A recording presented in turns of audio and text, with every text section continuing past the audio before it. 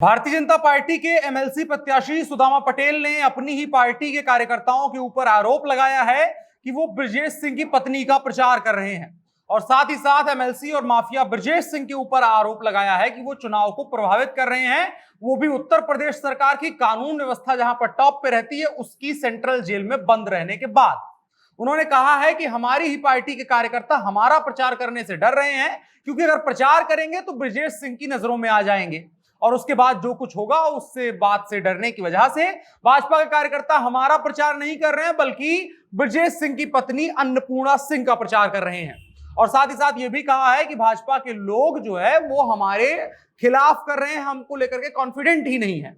आपको बता दें करीब 2 दशक से ब्रजेश सिंह के परिवार का वाराणसी की एमएलसी सीट पर कब्जा है और इस बार ब्रजेश सिंह जेल में बंद हैं और चुनाव उनकी पत्नी अन्नपूर्णा सिंह लड़ रही हैं। पहले ब्रजेश सिंह भी लड़ रहे थे लेकिन बाद में नाम अपना वो वापस ले लेते हैं। अगर पिछले चुनाव की बात करें तो इस सीट से भारतीय जनता पार्टी ने ब्रजेश सिंह के खिलाफ कोई प्रत्याशी नहीं उतारा था और माना गया था कि ब्रजेश सिंह को अघोषित समर्थन भाजपा का प्राप्त था।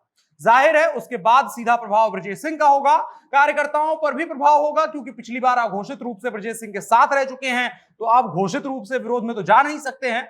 और ब्रजेश सिंह के माफिया का करियर जानने वाले लोग, इस इलाके के लोग जो है ब्रजेश सिंह से सीधा मुकाबला लेने से कतराएंगे ही। लेकिन सवाल है कि प्रदेश में कानून व्यवस्था का राज कायम करने वाली, बात करने वाली सरकार और पार्टी क्या अपने ही कानून व्यवस्था को लेकर के इतना कॉन्फिडेंट नहीं है या उनके लोग इतना कॉन्फिडेंट नहीं है कि एक माफिया से उनको डर लग रहा है।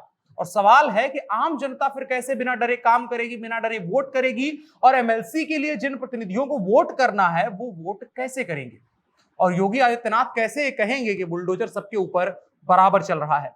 आइए इसी सवाल के मद्देनजर बात करते हैं। नमस्कार, मेरा नाम है अनुराग मिश्रा और आप देख रहे हैं जनता जंक्शन। तो भारतीय जनता पार्टी के वाराणसी से एमएलसी प्रत्याशी हैं सुदामा पटेल। वर्तमान एमएलसी और माफिया ब्रजेश सिंह से उनको डर लग रहा है और साथ ही साथ अपनी पार्टी के कार्यकर्ताओं के ऊपर उल जलूल और तमाम तगड़े तगड़े आरोप लगा रहे हैं। वो कह रहे हैं कि उनके कार्यकर्ता साइलेंट बैठ गए हैं, यानी कि ब्रजेश सिंह की पत्नी के खिलाफ और सुदामा पटेल के समर्थन में चुनाव प्रचार नहीं कर रहे हैं बल्कि ब्रजेश सिंह की पत्नी के लिए ही प्रचार कर रहे हैं। मीडिया के सामने अपना दर्द रखते हुए सुदामा पटेल बताते हैं कि कार्यकर्ताओं में डर का माहौल है कि अगर वो भाजपा के लिए प्रचार करेंगे तो ब्रजेश सिंह की नजरों में आ जाएंगे और चिन्हित होने के बाद उनकी दुर्दशा होगी। ये सब कुछ जो नंबर 1 कानून व्यवस्था में देश और ब्रह्मांड में राज्य है उसके नेता और उसके लोग कह रहे हैं और इसी डर से भारतीय जनता पार्टी के कार्यकर्ता अपने ही प्रत्याशियों के लिए प्रचार नहीं कर रहे हैं। और साथ ही साथ यह भी आरोप लगाया है कि भाजपा के लोग अन्नपूर्णा सिंह के लिए चुनाव प्रचार कर रहे हैं। और साथ ही साथ सुदामा पटेल ने यह भी स्वीकार किया कि पिछली बार जैसे भाजपा ने अघोषित समर्थन ब्रजेश सिंह को दिया था वैसे ही बाकी कार्यकर्ताओं ने भी दे दिया था। अब उसकी वजह से भाजपा के वोटरों को इस बार इस बात का कॉन्फिडेंस नहीं है कि सुदामा पटेल ब्रजेश सिंह के खिलाफ चुनाव लड़ेंगे और यहां से चुनाव जीत भी जाएंगे क्योंकि वाराणसी सेंट्रल जेल में ब्रजेश सिंह अभी भी बंद हैं। वाराणसी में ही चुनाव है इसलिए प्रभाव भी ज्यादा है। अब ये तमाम बातें चुनाव की हो गई। बात अगर चुनाव की करनी है तो और भी की जा सकती है कि पहले ब्रजेश सिंह भी चुनाव मैदान में उतरे और उसके साथ साथ उनकी पत्नी भी चुनाव मैदान में उतरी। उसके बाद ब्रजेश सिंह अपना नाम वापस ले लेते हैं। पिछली बार भाजपा ने ब्रजेश सिंह का समर्थन किया था तो इस बार ब्रजेश सिंह के अंदर ऐसे कौन सी समस्याएं आ गई कि भाजपा ने उनका समर्थन नहीं किया। अन्नपूर्णा सिंह इकलौता चुनाव क्यों लड़ रही हैं और इसके अलावा भाजपा के लोग क्यों डर रहे हैं, इसके अलावा भी तमाम समीकरण हैं, उन पर बात की जा सकती है। लेकिन सवाल यह है कि पूरे प्रदेश में कानून व्यवस्था का राज कायम करने का दावा करने वाली योगी आदित्यनाथ सरकार और भारतीय जनता पार्टी इस बात का क्या जवाब देगी कि उसके अपने ही प्रत्याशी एक माफिया से डर रहे हैं और साथ ही साथ उनके जो वोटर हैं वो भी इस बात को लेकर के आश्वस्त नहीं है कि भाजपा यहां मुकाबला कर पाएगी या जीत पाएगी। और साथ ही साथ बात यह भी है कि लोग ब्रजेश सिंह से डर रहे हैं। तो फिर योगी आदित्यनाथ का डुगडुगी बजा करके यह कहना बेमानी हो जाता है कि बुलडोजर बराबर चल रहा है।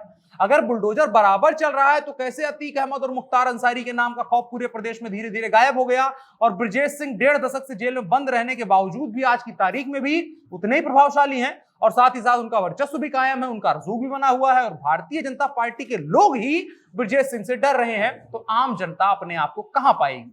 सुदामा पटेल जाकर के योगी आदित्यनाथ से शिकायत करें, चुनाव आयोग से शिकायत करें कि उनको मुहैया करवा दी जाए सुरक्षा। ऐसा भी हो सकता है कि उनको सुरक्षा मुहैया करवा भी दी जाए। लेकिन क्या अगर पूरे वाराणसी क्षेत्र के लोग इस बात की शिकायत कर दें कि उन्हें ब्रजेश सिंह से डर लगता है तो हर किसी के साथ 2-2 गन योगी आदित्यनाथ भेज पाएंगे?